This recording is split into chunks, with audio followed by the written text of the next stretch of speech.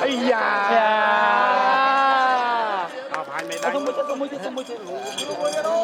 ấy da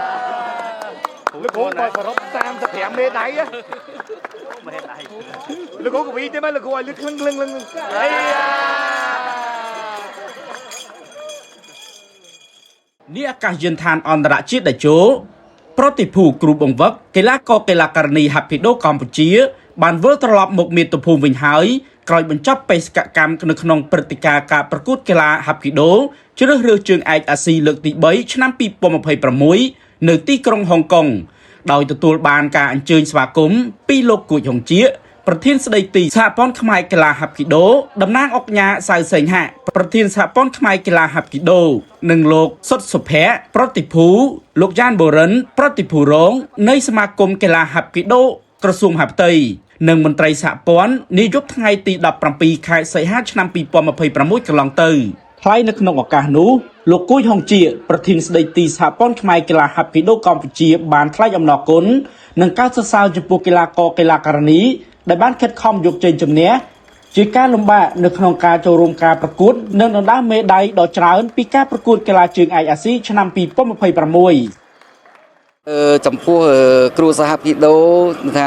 អ្វីដែលយើងគិតពីដំបូងគឺថាយើងប្រឹងប្រែងសម្រាប់តែបុគ្គលមួយសិនយើងចេញពីបុគ្គលមួយគឺថាយើងហាត់ដើម្បីសុខភាពហាត់ដើម្បីមានបញ្ញាដើម្បីថាកម្លាំងកាយថាវឹកវិនកាយហើយនឹងមួយទៀតយកទៅជារបៀបការពារខ្លួននៅពេលដែលមានគ្រោះអភ័យ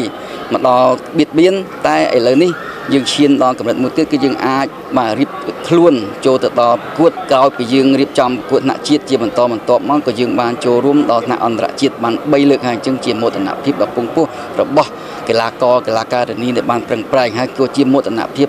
ដ៏អស្ចារ្យរបស់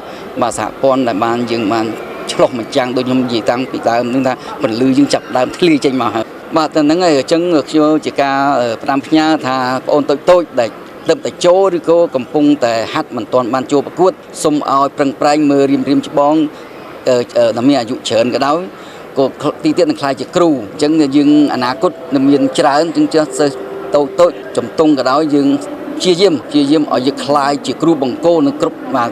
ស្ថាប័នមួយយើងថ្ងៃទៅនឹងខ្លាយជាគ្រូបង្គោលអញ្ចឹងបាទសិស្សតូចសូមឲ្យគាត់ព្យាយាមហើយមួយទៀតសូមអំពាវនាវទៅដល់មេដាបៃតាបាទគុំប្រហែសទុកកូនបើសិនជាមានពេលឬក៏ឆ្លៀតពេលបញ្ជូនក្មេងមកហាត់ដើម្បីរាងកាយគាត់ដើម្បីគាត់យកពេលវេលាមកចូលរួមកីឡាជិះជាងគាត់យកពេលវេលាទៅដើរខ្សែគប់ខ្លាចគាត់អាចផ្្លាត់ស្នៀតទៅអំពើអបាយមុខទាំងឡាយ